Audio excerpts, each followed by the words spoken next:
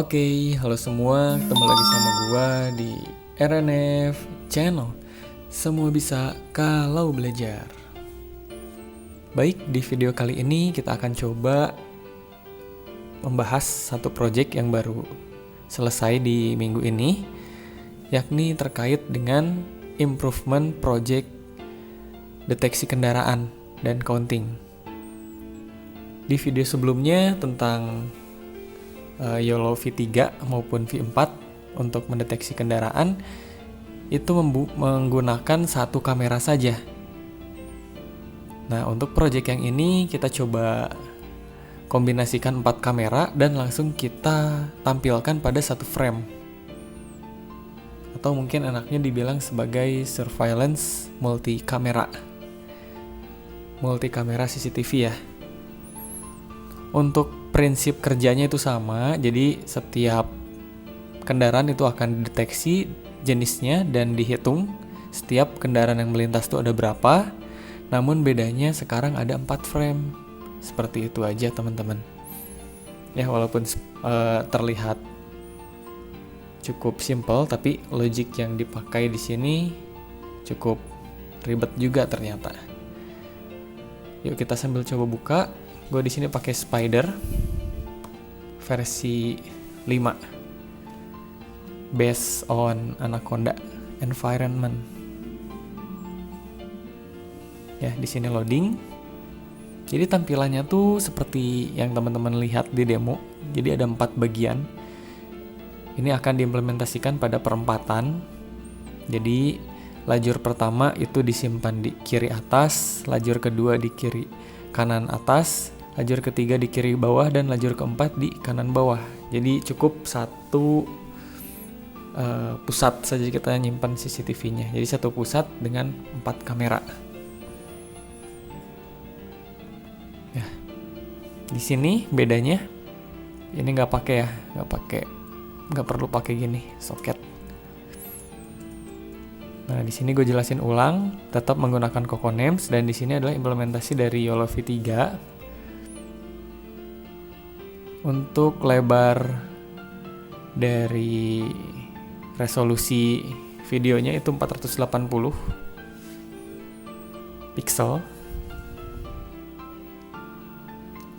Nah, di sini bedanya sama yang kemarin. Kalau kemarin kita menggunakan satu kamera, tapi di sini kita hybrid jadi 4. Ada capture 1, 2, 3, dan 4.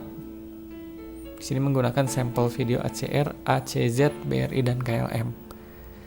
Masing-masing videonya tuh seperti ini teman-teman. Gue simpan di D.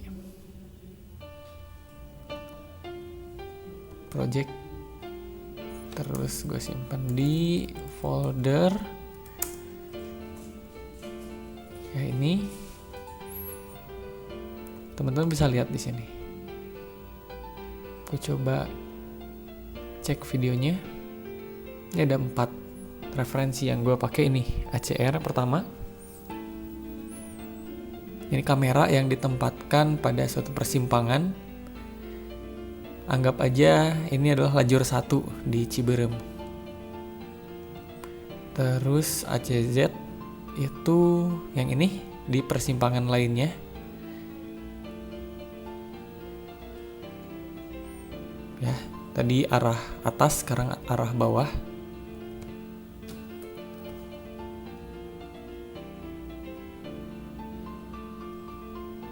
Beda kan ya sama ini?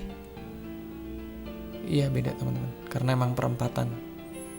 Terus yang di BRI, ini sebelah kirinya dari CCTV. Ini pada Jalan Jamika. Dan satu lagi yang ini di persimpangan lainnya di Lingkar Buah Batu. Ini adalah 4 sampel video yang kita asumsikan adalah suatu perempatan jalan. Terus ya di sini teman-teman, gue pengen sorotin bagian yang teman-teman suka banyak tanyain. Jadi bagaimana cara kita menghitung atau mengcountingnya? Teman-teman tinggal sorotin bagian ini. Contoh, gue run ya, gue coba sorotin di line kedua.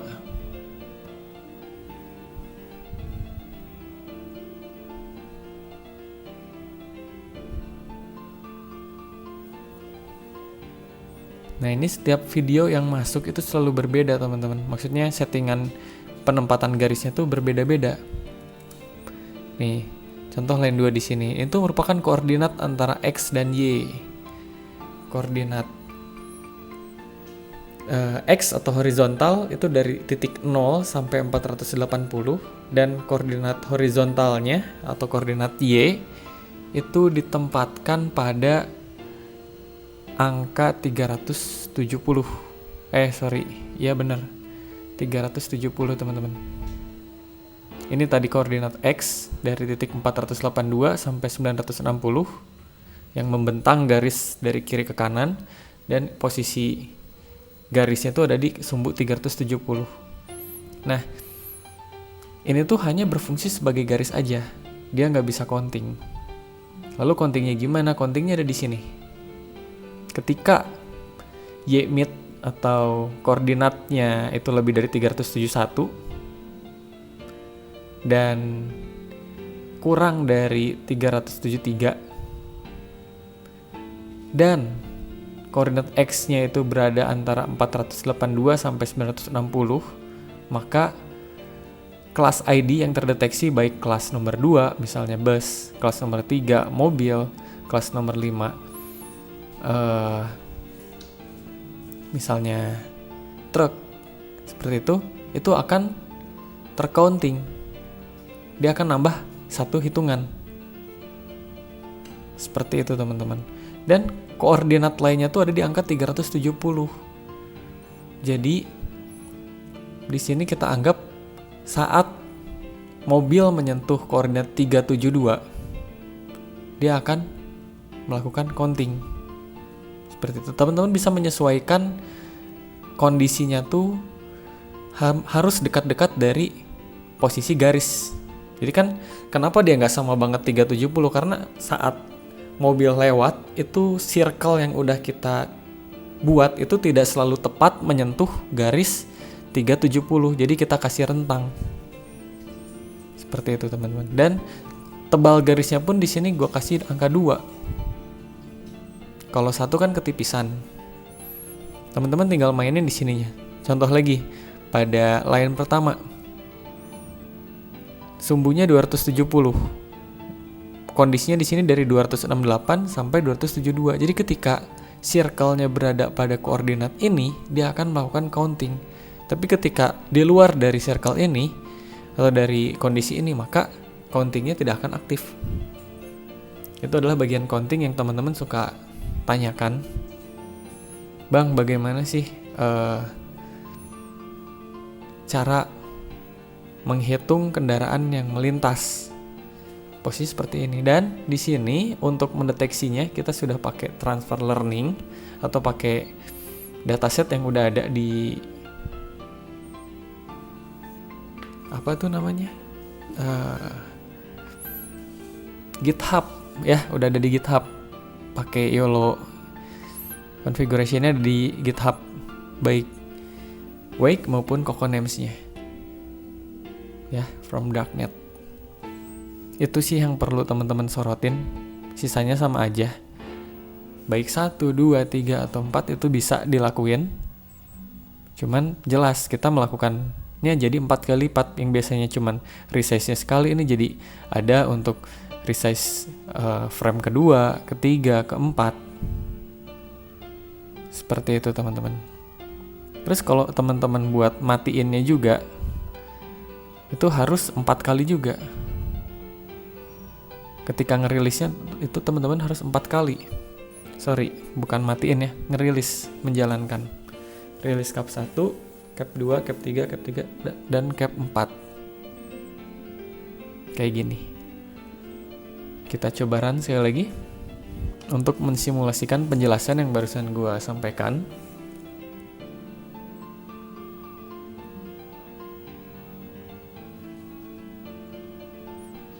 Nah, seperti ini. Ini tuh ibarat ada di koordinat. Ya, di sini teman-teman. Nah, ini ada di koordinat 482 di sini. Terus di pojoknya adalah 960 dan koordinat Y-nya itu adalah 370. Jadi ketika circle-nya tadi mengenai rentang antara 371 dan 373, maka akan tercounting jadi 1. Itu berdasarkan dari apa yang kita deteksi. Tapi kalau misalnya dia tidak mendeteksi, maka tidak akan tercounting. Nah, lalu apa sih yang menyebabkan ada mobil yang tidak terdeteksi, ada mobil yang terdeteksi? Itu tergantung dari kualitas gambar yang kita punya, kualitas video yang kita punya, maupun kualitas dari wake atau hasil training si YOLO tersebut. Ini yang bawah gak kelihatan ya, karena ini layar gue mentok cuman segini. Mungkin kalau misalnya menggunakan monitor yang lebih besar, itu akan terlihat semua. Atau ada opsi lainnya, kita lakukan perkecil resolusinya. Tapi kalau misalnya resolusi diperkecil, teman-teman harus menyesuaikan line-nya, itu gak akan segini lagi, dan kondisinya juga gak akan segini lagi, karena pikselnya menyusut. Jadi pixel itu menyesuaikan, atau kondisi ini menyesuaikan dengan pixel yang kita gunakan. Gue di sini menggunakan pixel 480 supaya gambarnya agak jelas. Kalau misalnya kita perkecil itu kurang terlihat. Gitu ya teman-teman. Sekian dari gue. Semoga terjawab dari pertanyaan yang teman-teman ajukan beberapa saat lalu. Semoga bermanfaat. Wassalamualaikum.